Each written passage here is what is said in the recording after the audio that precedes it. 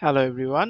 আজকে তৃতীয় শ্রেণীর বাংলা মুক্তিযুদ্ধের রাজার বাগ এই পাঠটির প্রশ্ন উত্তর সম্পর্কে আমরা জানব। এখানে কিছু শব্দার্থ আছে। শব্দার্থগুলো হলো বীরত্ব, যার অর্থ সাহসিকতা, পরিপাটি, সুন্দর করে সাজানো, গ্যালারি, প্রদর্শন স্থান, বেতার যন্ত্র, বিনা তারে খবর পাঠানোর যন্ত্র, পাগলা ঘণ্টা, সতর্ক করার ঘণ্টা, কামান, গোলা নিক্ষেপ করার অস্ত্র, প্রতিশোধ, বাধা, অসীম, সীমাহীন, গর্ব, গৌরব। আমরা এখানে কিছু মেক সেন্টেন্স বা বাক্য লিখব। মুক্তিযুদ্ধ, এটা নিয়ে আমরা বাক্য বানাতে পারি। 1971 সালে বাংলাদেশে মুক্তিযুদ্ধ হয়েছিল। জাদুঘর, আমি কাল জাদুঘরে যাব। অবদান, বাংলাদেশে মুক্তিযুদ্ধে বঙ্গবন্ধুর অবদান অনেক। অস্ত্র, পুলিশের হাতে অস্ত্র ছিল। লড়াই, আমরা লড়াই করে বাংলাদেশ স্বাধীন করেছি। তো এখানে কিছু শূন্যস্থান দেওয়া আছে। ঢাকার রাজারবাগে আছে পুলিশ ড্যাশ জাদুঘর, এখানে হবে মুক্তিযুদ্ধ জাদুঘর।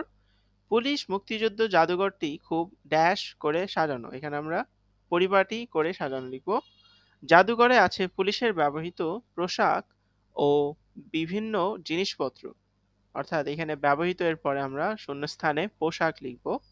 পুলিশ সদস্যদের কাছে ছিল শূন্যস্থান অস্ত্র, তো শূন্যস্থানে আমরা লিখব সাধারণ। বুঝে নেই স্মৃতিময়, মনে রাখার মতো বিষয়। পাঠাগার, যেখানে পড়ার জন্য বই রাখা হয়। গ্যালারি, শিল্পকর্ম প্রদর্শনের ভবন বা কক্ষ। আত্মত্যাগ, নিজের সবকিছু ত্যাগ। প্রশ্ন উত্তর বলি ও লিখি। রাজারবাগ পুলিশ লাইন কিসের স্মৃতি বহন করে?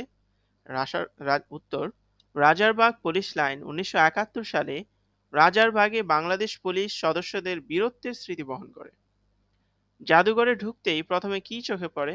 জাদুঘরে ঢুকতেই প্রথমে চোখে পড়ে বাম পাশে বঙ্গবন্ধু গ্যালারি।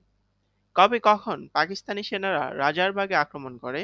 1971 সালের 2রা মার্চ রাতে পাকিস্তানি সেনারা রাজারবাগে আক্রমণ করে। বাম পাশের শব্দের সাথে ডান পাশের শব্দ জোড়া দিয়ে নতুন শব্দ বানাই। বাম পাশে আছে মুক্তি, রাজার, পাঠ, সেনা, আত্ম, এবং ডান পাশে আছে আগার, যুদ্ধ, বাগ, ত্যাগ, বাহিনী ইত্যাদি। আমরা নতুন শব্দ বানাতে পারি। মুক্তিযুদ্ধ, মুক্তি, যুদ্ধ, রাজার, বাগ, পাঠাগার, সেনাবাহিনী, আত্ম, ত্যাগ।